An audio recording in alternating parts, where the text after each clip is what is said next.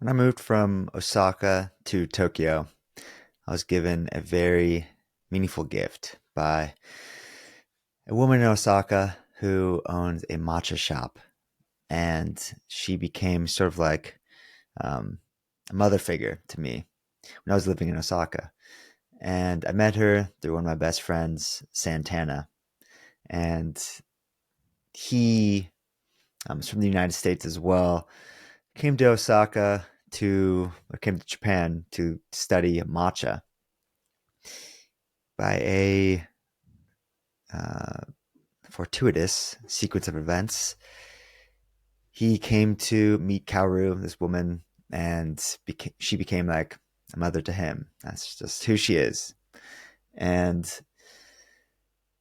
really just showed him everything about matcha, where he should go to school, he should contact. And us three became very close. Santana was back home in the US, but him and Kaoru collaborated, pretty hot collaboration, and gave me a beautiful like poster with the quote on it by Ralph Waldo Emerson. And it's the quote: "Do not go where the path may lead. Go instead where there is no path and leave a trail." And I've been thinking about my path lately. One of my best friends in or in Japan, and just one of my best friends in general, told me this morning that he's going to be moving out of Tokyo in a few months. And my mind started running like, I'm going to be here by myself. What am I really doing here? Um, just like, what is my path? What is the purpose of this? And then got me thinking of long term, just after Japan, and um, where I'm feeling at home, where I want to be. Because I don't know if I really want to be in the United States right now, and I just want to have these experiences living in new places, and don't need to figure all that out now. But it just got me thinking about my path in life, and um, something I've also been thinking about is as I am just on this kind of spiritual odyssey right now. I'm kind of writing less stories, writing less articles, less kind of poetry, and the things that I, was writing about before. I'm spending a lot of my time just thinking about healing and this healing my chronic pain. What I'm learning on the spiritual odyssey. I'm kind of using my efforts and focus to just write about that and to make YouTube videos on it. And kind of realizing like it doesn't, you know, I see my path in life. I love writing books. I love deep content. That's why I am enjoying YouTube, because I could just do this and I could just talk instead of having to make a 1 minute video for TikTok that I don't really enjoy. I like going deep. And, I'm 28, and as the path unfolds, I really don't know what I'll be doing in 10, 20, 30 years, but it doesn't really matter. If I'm writing, if I'm it doesn't matter what the means is. What I'm discovering and what we should be discovering and really trying to figure out in our early life is the direction. What is the direction we want to walk in? Say, which river do we want to be flowing down? And the many different things that I'm interested in all feed into this river of creativity and learning and spirituality and growth and teaching. Writing is a means to express the things that I truly love and enjoy and am interested in. And I think it's perhaps more important now to come to understand what that river is inside of us, instead of feeling like we need to, I have to be a writer and I have to be writing for the rest of my life. Like, I have no idea if I'm going to be writing forever. I love it. And it's been the best way for me to communicate and build something and create things that I'm proud of. But it's the signal, it's the direction. It's the bigger picture of who we are. And I think our young years are truly meant to discover who that is, because we get caught up thinking that we have to dedicate ourselves to one job, to start a career and start building upon it from our 20s and into our 30s, whatever. But I think Carl Jung, before you're 40, you're just exploring. And we're afraid to try different things, to explore, to, kind of lose ourselves because we feel like we have to know who we are. We have to be on this track. We need to be kind of building something. And if we're not, we're falling behind. It does take work, but the real work is understanding who we are and the direction that we want our lives to move in, not necessarily the one job we have to commit to for the rest of our lives. Because, like I'm saying, I'm really discovering and understanding now who I am. And honestly, this journey is just beginning as I embark on the spiritual odyssey, which is in large part going back to my childhood and understanding traumas and pains and the things that made me who I am, the things that I need to change and update about myself, the notions I have of who Vinny is. And it's making me really understand and realize that this path is my path in life, is a spiritual one.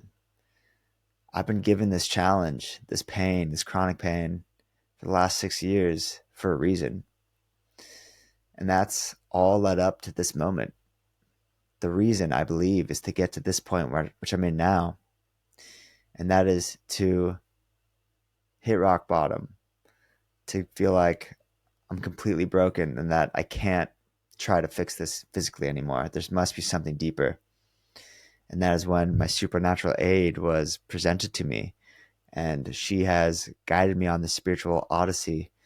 And it's just making me realize that, my God, I'm on a spiritual path. That is my path in life. And writing is a means to express that and understand it. Because everything I write is a way for me to understand this journey that I'm on, that we are on. It's not just to make money at the very least, but it's like I'm doing it to understand. And a whole life can be built upon that, trying to understand who we are, trying different things to understand what we like and what we enjoy, what brings us happiness, fulfillment, and meaning.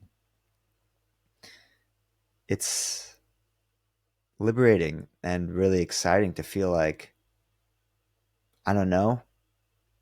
On one hand, I don't know where the path is leading, but that's how you know it's your path. If you can see the footprints in front of you, it's not your path.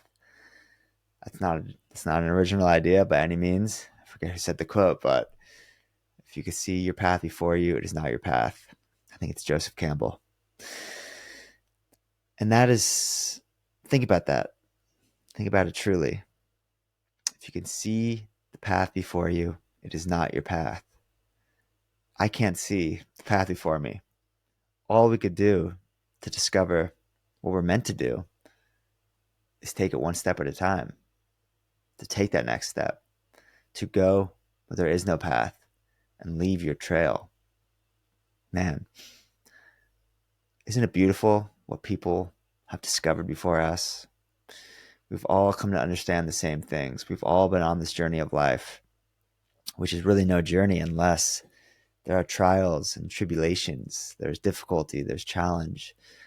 We've all gone through these things, and we can look to the wisdom of those who have come before us to be inspired, to be enlightened, to realize that we're not alone in this journey.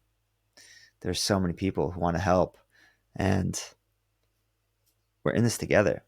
Something else that I've realized and just talked to one of my best friends, Greg, about 30 minutes ago, is throughout this journey that I've been on, it kind of feels like I haven't had many mentors.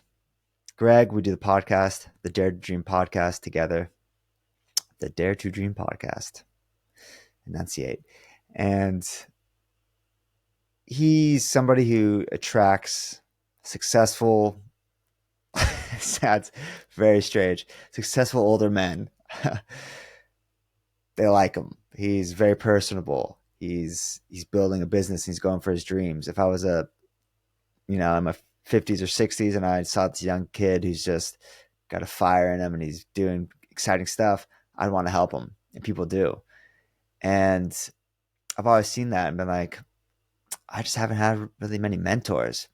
And I'm realizing, and this is where this whole idea is really coming from, is that I haven't had them specifically in the writing field. The one that I think is my path or my career is like I want to be a writer because I do love it, and that's definitely a cog in this wheel of who I am.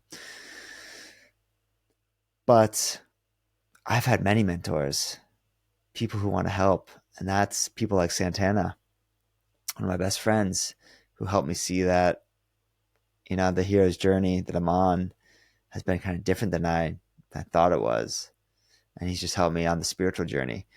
It's this woman Diana who is just helping me so much on the spiritual odyssey. She's an incredible mentor. Even Greg's a mentor. He's helped me through so much. I have so many people in my life. As they say, when the student is ready, the teacher appears. And I feel like now I'm finally ready to go on this odyssey. I'm finally ready to step into my destiny, my true destiny. And it is a spiritual path. I'm coming to understand that is my direction. And the things I do, are all just part of that path. The writing, the exploring, the traveling. What I love, who I am, I just want to understand.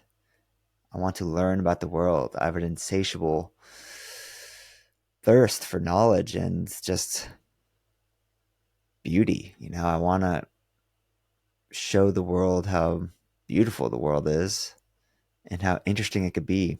And what I thought I had to go out there to find all these things. But man, the journey is inside of us, the journey of true understanding. And speaking a lot of metaphors and poetic language here, but it's because this stuff is so profoundly meaningful to me.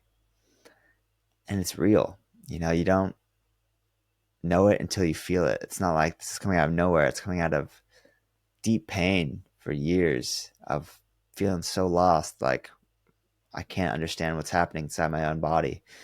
And now I finally am. And doesn't mean it's easy.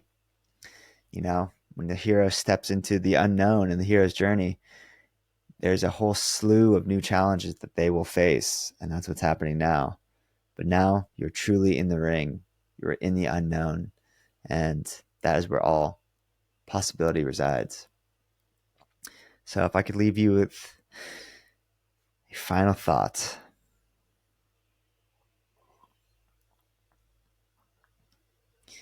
take one step after another. You don't need to see the path fully laid out before you. I have no clue what I'm going to do in a year when my 3-year visa in Japan is up. Part of me is like, it's probably the end of my Japanese journey unless I get a sick job and I'm just thriving here. But I feel like this is why I'm here. It's all led up to this, to being in Tokyo, to doing this thing, which I care about, to creating and kind of being in my own world right now, to exploring. There's still so much of Japan I want to explore and see and experience. But the journey's within. And that's what I'm doing right now. So if you get caught up thinking about the specifics of what you need to do, try to think about the bigger picture. What are you gravitating towards? The field or the energy or the lifestyle. I think that's a huge one. For me, I definitely understand that I like a minimalist lifestyle where I can pick up and move at any time. And 'cause, I mean, everything's inside of us. The things which fill our world don't really matter. They make me happy. And, you know, I want to be able to feel like I have it all within me. I don't need anything out there to make me happy. My path,